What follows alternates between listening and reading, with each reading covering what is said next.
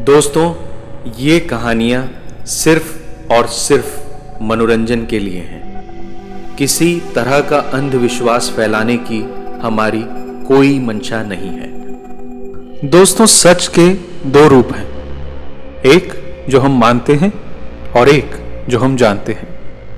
हम मानते हैं कि ऐसा हो सकता है या नहीं हो सकता, पर जिन पर गुजरती है वो जानते हैं कि ये उनका सच है, वो सच जो दुनिया के लिए शायद झूठ हो, क्योंकि हम सब किसी न किसी झूठ के सहारे ही जिंदा हैं। वो जो आज सच है कल झूठ होने वाला है, जैसे कि पत्थर फेंके जाने पर पानी में बनने वाली तरंगे। एक पल का सच। जब तक पत्थर फेंको सच, और फिर वही सच नदी का एक हिस्सा बनकर कहीं खो जाता है। फैसला मुश्किल है कि क्या सच है और क्या झूठ। जानने और मानने के बीच हैं मेरी कहानियां, जो मैं आप तक लाता हूं। दोस्तों, ये कहानियां मेरा सच है। आप सबका इन्हें सुनना और प्यार देना, ये मेरा सच है। आपके प्यार और साथ के लिए बहुत बहुत शुक्रिया।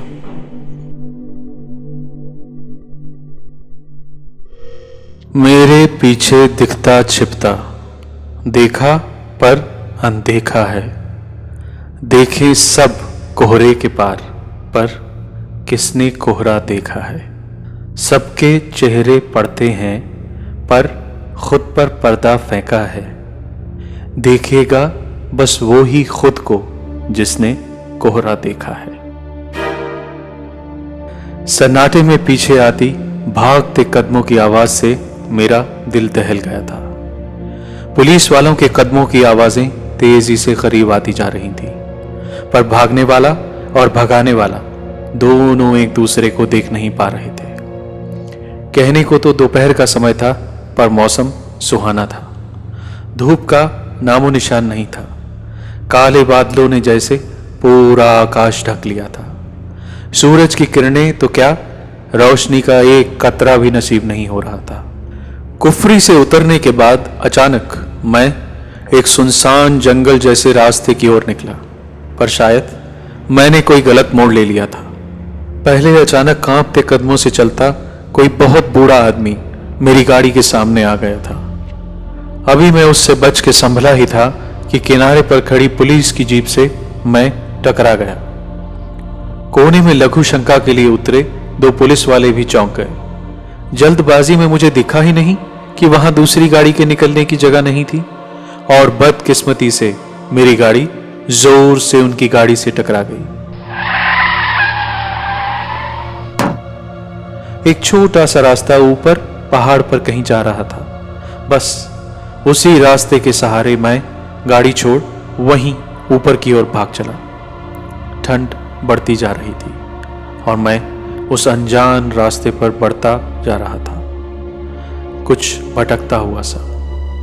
पर एक ही चीज थी जो एक तरफ मुझे भटका रही थी और दूसरी ओर बचा रही थी, क्योंकि सिर्फ मैं ही नहीं, मेरा पीछा करते पुलिस वाले भी शायद भटक गए थे।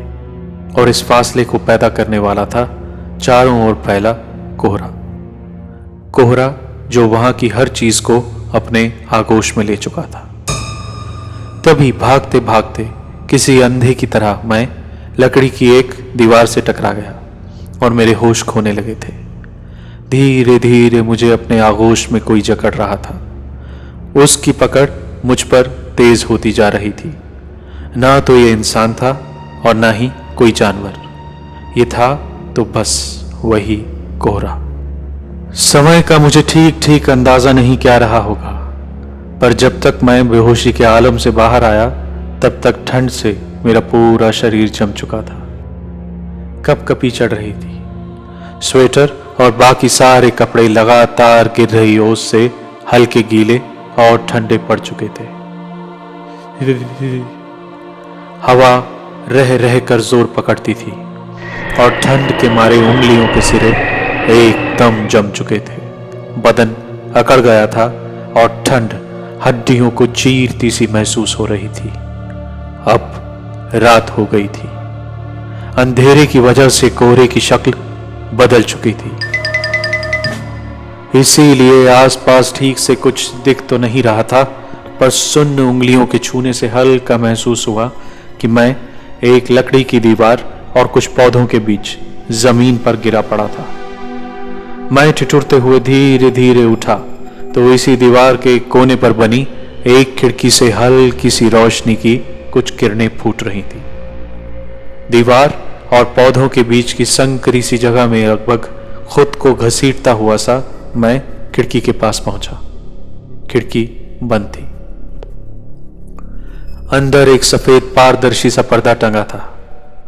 पीली सी हल्की रोशनी में लगभग रुका हुआ सा कमरे के अंदर और मेरे बीच दीवार सा झूल रहा था। घबराया हुआ ठंड में ठिठुरता हुआ एक पल को मैं नीचे बैठ गया और अभी सोच ही रहा था कि मैं क्या करूं, तभी किसी के जोर जोर से सांस लेने की आवाज ने मेरा ध्यान खींच लिया।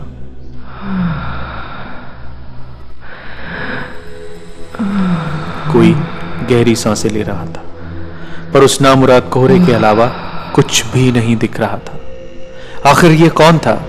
कोई इंसान, जानवर, या किसी मोटी सी चादर की तरह एक मोटी परत में सब कुछ छुपाता वही कोहरा। ऐसा लग रहा था कि उस खिड़की को छोड़कर कहीं और जाने के सारे रास्ते बंद हो चुके थे। कम से कम रात बिताने के लिए तो मुझे किसी तरह अंदर जाने की एक कोशिश तो करनी ही थी। मैं एक बार फिर हिम्मत करके उठा और हाथों को तेजी से मलता हुआ उस कॉटेज के दरवाजे तक पहुंचा। 2 छोटी लकड़ी की सीढ़ियों से चढ़ने के बाद दिखता दरवाजा ऐसे बंद था जैसे कि बरसों से उसे किसी ने ना खोला हो। मिट्टी और सूखे पत्तों के ढेर ने दरवाजे के पास की जमीन को अलग से ही शक्ल दे दी थी। उस दरवाजे के बाहर एक पुरानी पीतल की घंटी लटक रही थी। पहले तो मैंने डरते डरते हल्के से दरवाजा खटखटाया। 2-3 मिनट तक कोई जवाब न मिलने पर मैंने पूरी हिम्मत करके घंटी बजाई।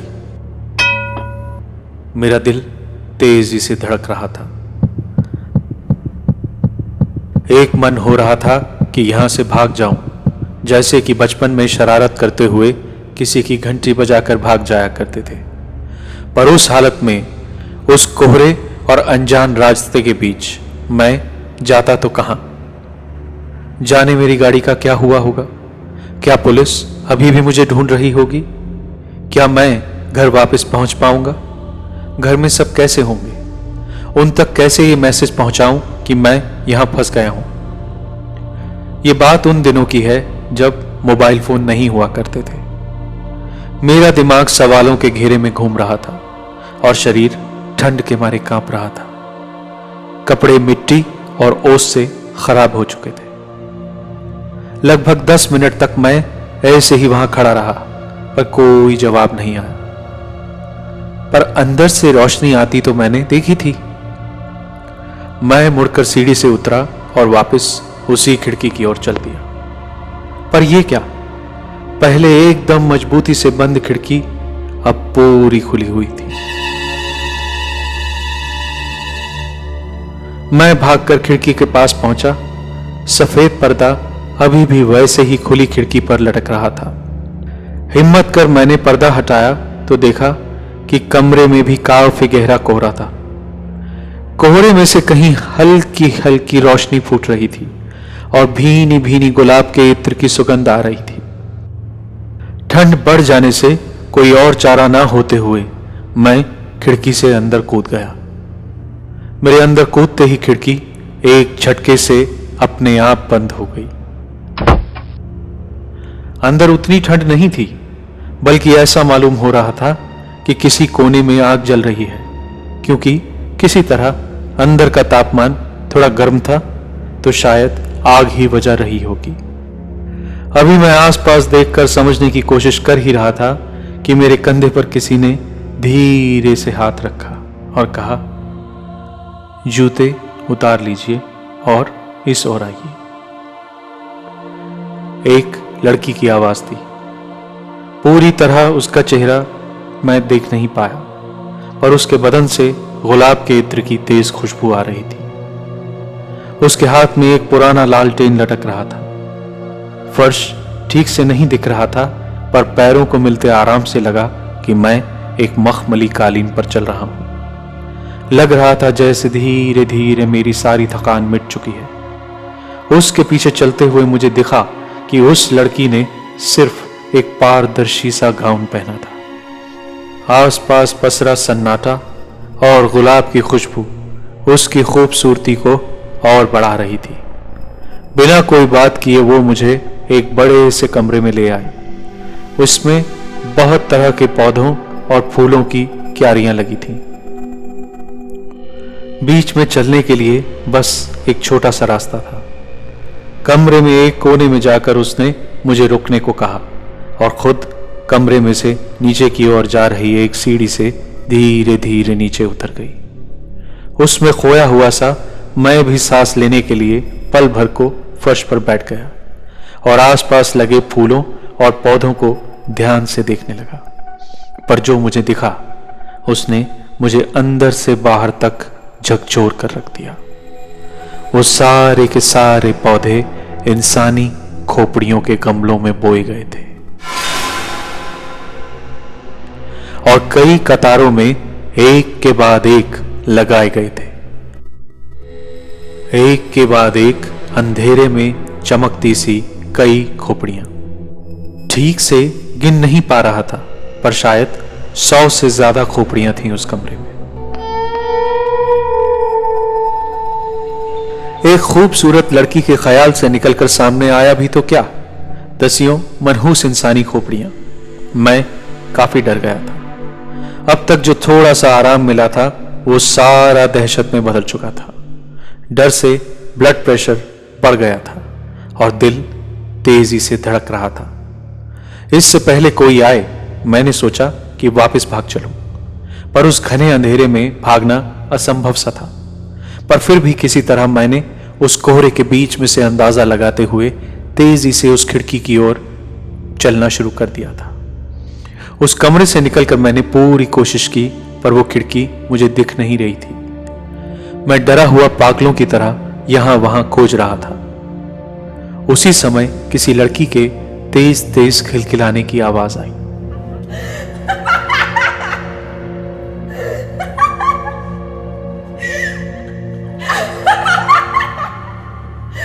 मैंने नजर उठाई तो ये वही लड़की थी। घुटनों तक लंबे काले बाल, तीखे नैन नक्श, एकदम गोरी त्वचा। वो धीरे धीरे मेरे पास आ रही थी। घने कोहरे में पूरी तरह नहीं दिख रहा था, पर मैंने जमीन पर उसका इकलौता सफेद गाउन गिरता देखा, जो कोहरे में ही कहीं घुल रहा था। अब वो सिर्फ कोहरे की चादर में ही ढकी थी। उसने धीरे से मेरे पास आकर मेरे माथे पर अपना हाथ रखा और अपनी आंखें बंद कर ली। इसके साथ ही वो लड़की भी अपनी खूबसूरती समेटे धीरे धीरे कोहरे में तब्दील हो गई। पर उसकी खिलखिलाती हंसी अभी भी मेरे आसपास गूंज रही थी। मेरे माथे को छूने के बाद से मुझे ऐसा लगा जैसे कि वो मुझसे मानसिक तौर पर जुड़ चुकी है। मेरे दिमाग में उसकी आवाज गूंजती जा रही थी और मैं उसका पालन करता जा रहा था। सम्मोहित सा मैं वापस उसी कमरे की ओर जा रहा था जहां इंसानी खोपड़ियों का छोटा सा बाग था। उस बाग से गुजरते हुए मैं उन्हीं सीढ़ियों के मुहाने पर आ गया था जहां से वो लड़की पहले नीचे की ओर उतरी थी। कोहरा पहले से घना हो चुका था और शायद जिंदा भी। अपने काबू में ना होते हुए भी मुझे लग रहा था कि जैसे कई लोग उस कमरे में मौजूद हों। यह महसूस हो रहा था जैसे कई लोग एक साथ सांस ले रहे हैं।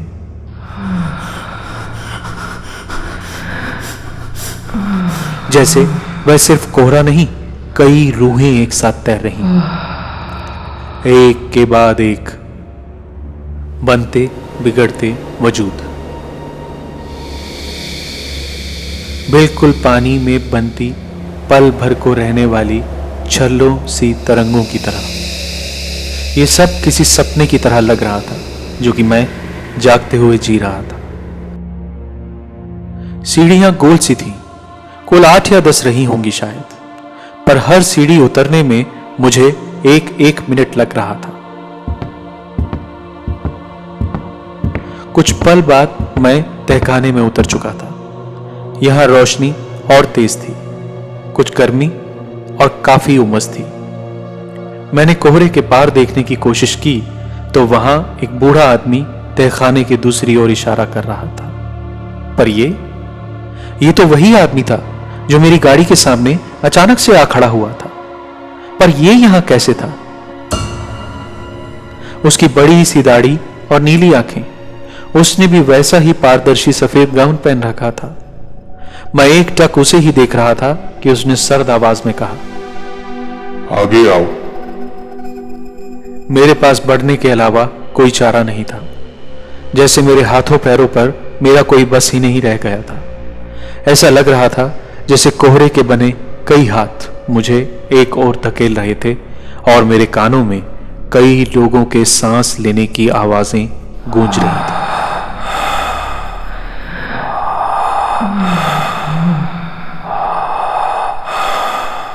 कुछ आगे बढ़ने पर देखा तो वहां 5 अप्सराएं आंखें बंद कर किसी तरह की साधना कर रही थीं। सामने एक छोटे से स्टूल पर बड़ी सी खोपड़ी पर लाल तिलक के साथ फूल चढ़ाए गए थे। यहां भी गुलाब की मदहोश कर देने वाली खुशबू फैली थी। बीच में बैठी साधिका एक चीते की खाल के आसन पर और बाकी 4 किसी तरह के लाल आसन पर बैठी थी।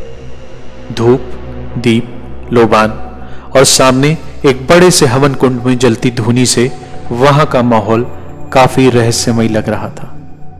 तहखाने के इस हिस्से में कोहरे का वजूद कुछ कम था। उस बूढ़े ने मुझे वहीं जमीन पर बैठने का इशारा किया और कुछ पल के लिए आंख मूंद वहीं खड़ा हो कोई प्रार्थना करने लगा।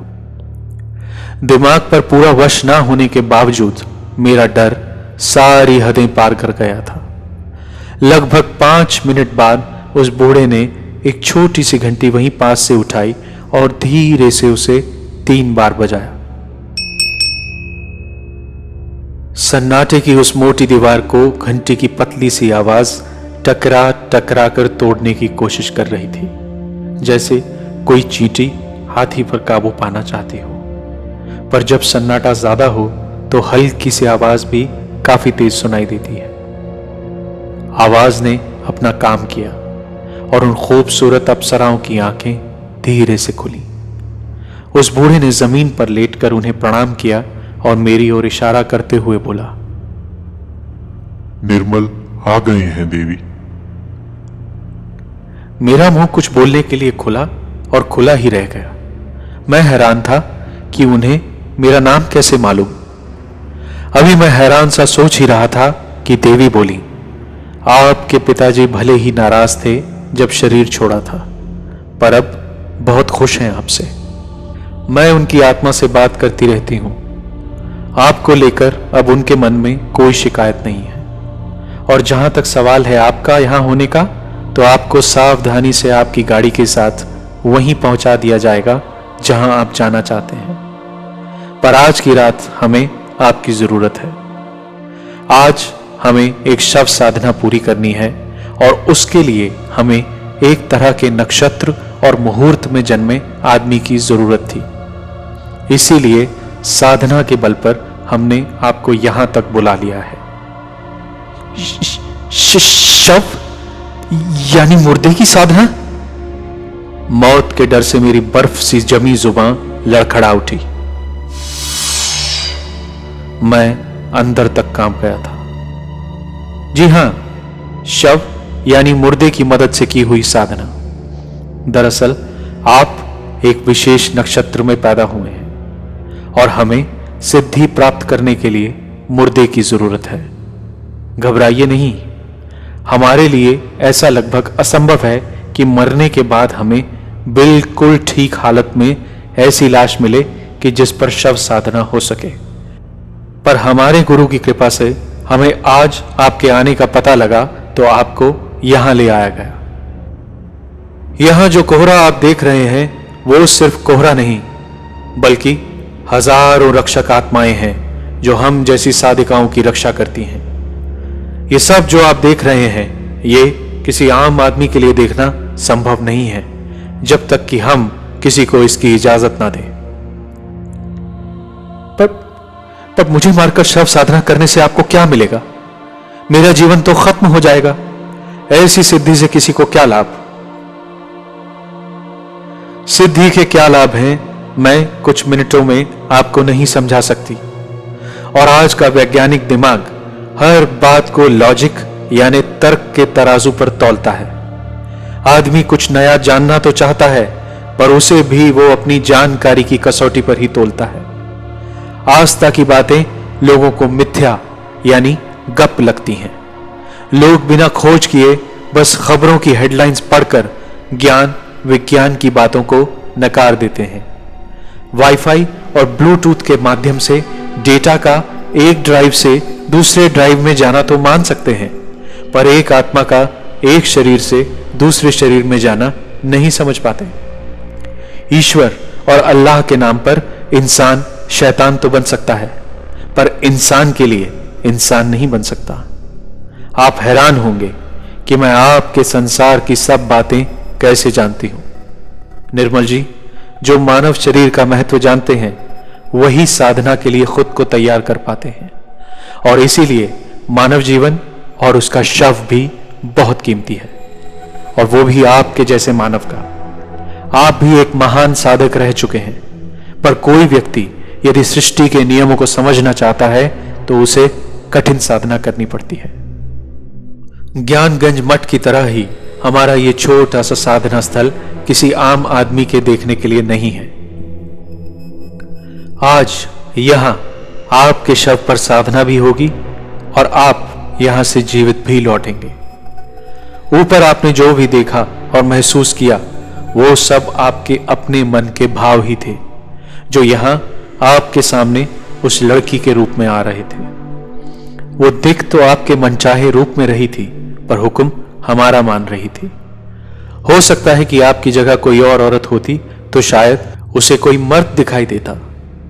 कई बार आदमी का दिमाग उसे इस तरह की चीजें दिखाता है कि वो असली नकली में फर्क नहीं कर पाता। वो ये नहीं जान पाता कि वो सपना देख रहा है या हकीकत। मैं तो ये भी नहीं जानता कि मैं अब भी सपना देख रहा हूं या असल में मेरे साथ ये सब हो रहा है। ये कैसे होगा कि आप मेरी लाश पर पूजा भी करेंगी और मैं जिंदा भी रहूंगा?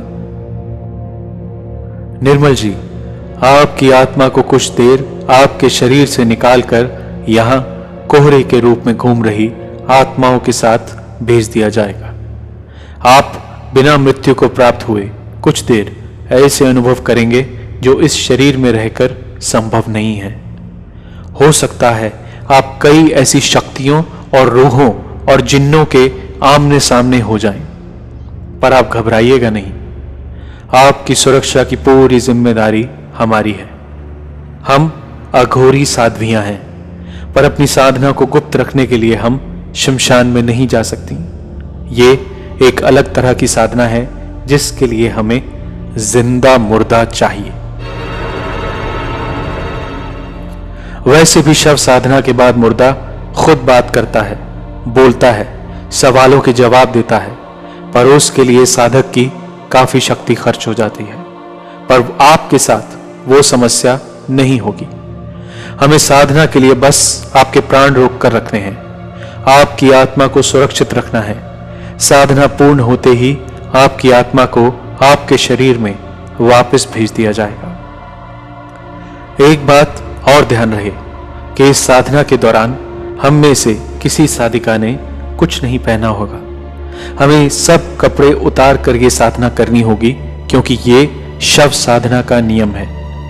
साधना के दौरान यहां कोई भी आत्मा किसी भी रूप में नहीं आ सकती, इसीलिए आप साधना करते हुए हमें नहीं देख पाएंगे। आज अमावस की रात है, इसलिए ये साधना हमें आज ही पूरी करनी है। हम चाहेंगे कि आप हमें इसके लिए खुशी से इजाजत दें ताकि हम मानव कल्याण के लिए इस साधना को पूरा कर पाए। इसके साथ ही बाकी साधिकाओं की आंखें भी खुली और उन सब ने हाथ जोड़ मुझे नमस्कार किया। शायद ये उस माहौल का ही असर था कि मैं उनकी इस अघोर तपस्या में उनका साथ देने को ना नहीं कह पाया।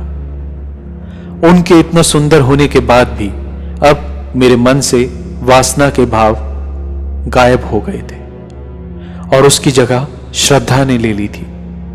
जवाब में मैंने भी हाथ जोड़कर उन्हें इजाजत दे दी कि मेरे शरीर का इस्तेमाल शव साधना के लिए कर लिया जाए और बाकी सब मैंने ऊपर वाले पर छोड़ दिया।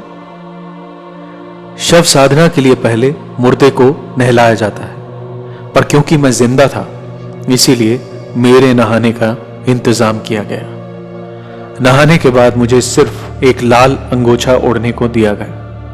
पहले जितनी तो नहीं, पर अभी भी काफी ठंड लग रही थी। मैं ठिठुरता हुआ उसी बूढ़े आदमी के पीछे पीछे वहां पहुंच गया जहां साधना की जानी थी। सारी साधिकाएं नहाकर साधना के लिए तैयार थी और अभी सब ने लाल चोगे पहन रखे थे। पूरा वातावरण काफी रहस्यमय लग रहा था। कोहरे की चादर ने अभी भी काफी कुछ ढक रखा था। वहां गुलाब के फूलों वाली 11 खोपड़ियां लाकर रखी गई थी। साथ ही कुछ और हड्डियां भी लाल रंग का टीका लगाकर रखी गई थी। एक काले से बड़े कमंडल में खून भरा हुआ था जिसमें एक बड़ी सी हड्डी से बनी चम्मच भी रखी थी। एक और बर्तन में राख सी भरी हुई थी। मुझ पर इत्र का लेप किया गया और मेरे पेट पर एक यंत्र बनाया गया। मेरे गले में एक रुद्राक्ष की और गुलाब की माला डाल दी गई। इसके बाद मुझे नीचे बिछे गुलाब के फूलों की चादर पर लेटा दिया गया और लाल सिंदूर से कोई मंत्र बोलते हुए मेरे चारों ओर एक घेरा बना दिया गया। साध्वी बोली, निर्मल जी, आज की रात पूरा शमशान यहां आएगा। आज की रात आपको शरीर के बिना ही बितानी होगी। आप कहें तो हम अपनी साधना शुरू करें। इसके साथ ही उन्होंने मेरे माथे पर हाथ रखा और मुझे लगा कि मैं गहरी नींद में जा रहा हूं। इसके कुछ पल बाद ही मैंने खुद को उस तहखाने की छत के पास तैरता पाया। नीचे मेरा शरीर शांत पड़ा था। हजारों आत्माओं की तरह मैं भी तैरते हुए कोहरे का एक हिस्सा बन चुका था, पर अब मैं शरीर से आजाद था। कुछ पल तो मुझे लगा जैसे मैं नीचे गिर जाऊंगा, पर धीरे धीरे मैंने खुद को उन्हीं आत्माओं की तरह ढाल लिया। तहखाने में साधिका के हाथों से एक ताली की आवाज गूंजी और मेरी आत्मा यानी चेतना किसी नए लोक या नए आयाम में पहुंच चुकी थी।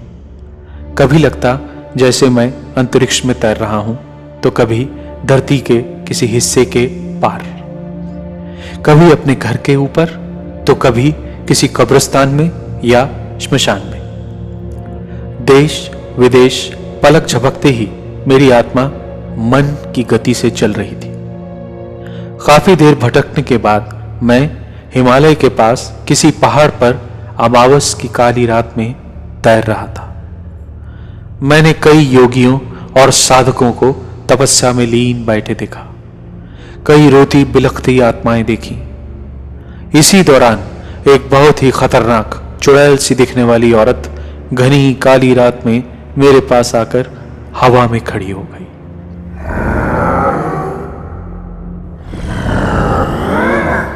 उसके पास से भयंकर बदबू आ रही थी। शरीर छोड़ने के बाद भी आत्मा सुगंध और दुर्गंध यानी खुशबू और बदबू में पहचान कर सकती है, ये मुझे तभी पता चला। उसके मुंह से किसी झरने की तरह लगातार खून टपक रहा था। वह गुर्राती हुई लगातार मुझे अपनी बड़ी बड़ी आंखों से घूर रही थी। झूठा मुर्दा, झूठी मौत, बोल यहां क्यों भटक रहा है? मेरी खूनी आंखों में तेरा होना खटक रहा है। खुद आत्मा में होने के बाद भी मैं कांप रहा था। अंधेरे दरवाजों के पीछे मैं ले जाऊंगी। मौत असल क्या होती है मैं तुझको बतलाऊंगी। तेरे इस सन्नाटे से मैं क्या डरने वाली हूं? ऐरी गहरी चुड़ैल नहीं, जान ले मैं कंकाली हूं। और इसके साथ ही उसने मेरी आत्मा के रूप का गला दबाना शुरू कर दिया। एक बार फिर मुझे लगा जैसे मैं गहरी नींद में जा रहा हूं, पर उसी पल वहां एक प्रेत प्रकट हुआ, जिसे देख कंकाली मुझे छोड़ भयानक हंसी हंसते हुए पीछे चली गई। पर अब भी कुछ दूरी से वो मुझे भयानक आंखों से घूर रही थी। उस रात मुझे इसी तरह के कई अनुभव हुए, पर उस रक्षक प्रेत के मेरे साथ होने से मुझे कोई नुकसान नहीं पहुंचा पाया। सुबह पांव फटने से पहले ही मुझ पर एक बार फिर से बेहोशी सी छाने लगी। चिड़ियों की चहचहाहट के साथ मेरी बेहोशी टूटी तो मैं अपनी गाड़ी में सही सलामत बैठा था।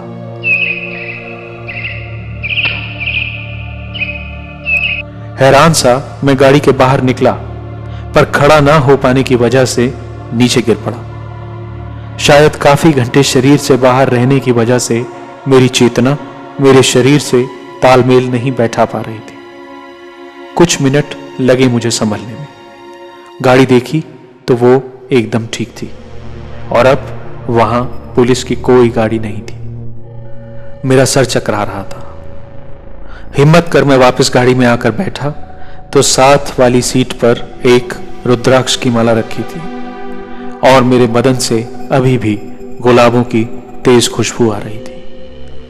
मैंने गाड़ी के बाहर देखा तो अब वहां कोई रास्ता नहीं था, पर वो बूढ़ा दूर हवा में खड़ा हाथ हिला रहा था। कुछ ही पल में वो धीरे धीरे वहां फैले कोहरे में कहीं गायब हो गया।